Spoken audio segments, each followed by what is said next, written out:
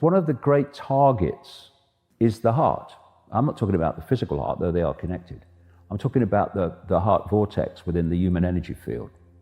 The heart chakra, or wheel of light, as they call it in the East. And you know, we think of love in a certain way, being attracted to somebody or loving your kids. But actually, what I'm talking about, and I talk about this a lot in the answer, it's very different. It includes that, of course.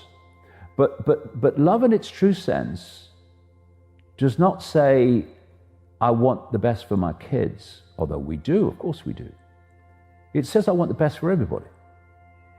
And when you open this, it's not just love in the sense that people perceive it.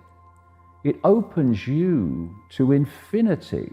It's our connection to all that is, has been, and ever can be.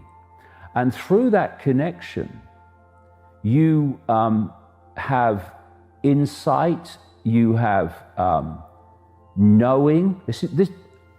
When people have intuitive knowing, where do their hands go? Look, mate, I just know, I just know. This knows because it does know, because it's connected to that which does know. And when you open your heart, you're opening your connection to a level of awareness that allows you, first of all, to see the connections, because you're coming from that level where everything is one. Therefore, you can see the connections in the reality you're experiencing. But one definition I would give for this kind of love is the absence of fear.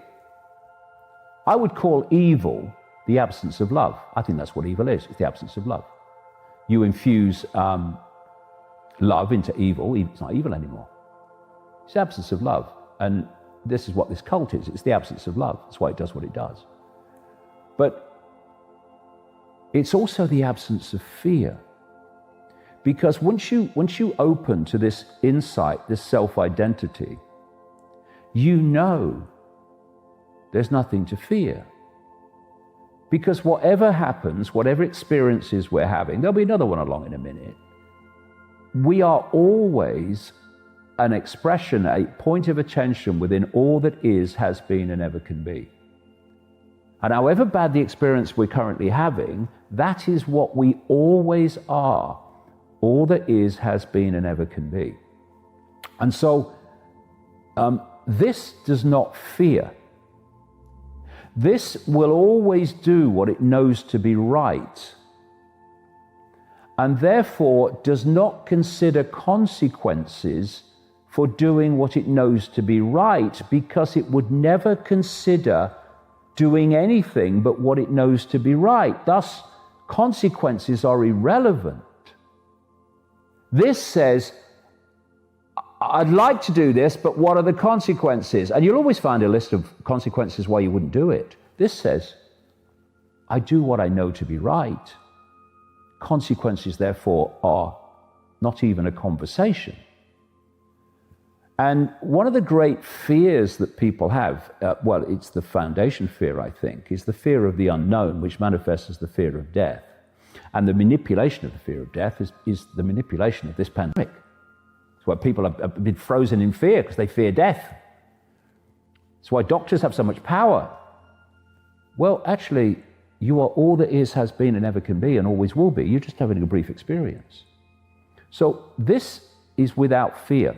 It doesn't consider consequences. What I mean by that is it knows that if you cross the road in front of a truck, you're going to get damaged. But I mean consequences of what will people do or think or say about me, what will happen to me for doing what I know to be right. It doesn't even consider those consequences. I never consider them. Because to consider them is to consider not doing what I know to be right, not having it. Because you reach this point of connection and this point of insight, and I'm not sitting cross-legged on a mountain like a Buddha. Anyone can do this. It's our natural state. We're being manipulated into an unnatural state. This is what I'm describing is our natural state. When you open your heart, you know that death is nothing except a transfer of attention. That's all it is. I've got a picture in the answer, and it's of a bloke with a headset, a virtual reality headset, and he's just taking it off and looking around. And I put a caption underneath, "My God, I've just died." Because that is what death is, basically. It's taking the headset off. It's moving out of this brief experience into the expansive true self. So when you open this, all this comes to you. You know all this. And therefore, this would never be intimidated by authority seeking to impose itself upon you when you know it's not justified and it's about destroying your freedom. This is freedom. It's the freedom of knowing that the scale of who we really are. It's the freedom of connecting with all that is. I tell you, when there's a revolution of this, acquiescence will stop. This would never acquiesce to impositions on freedom. Never do it. Always does what it knows to be right. This is the revolution.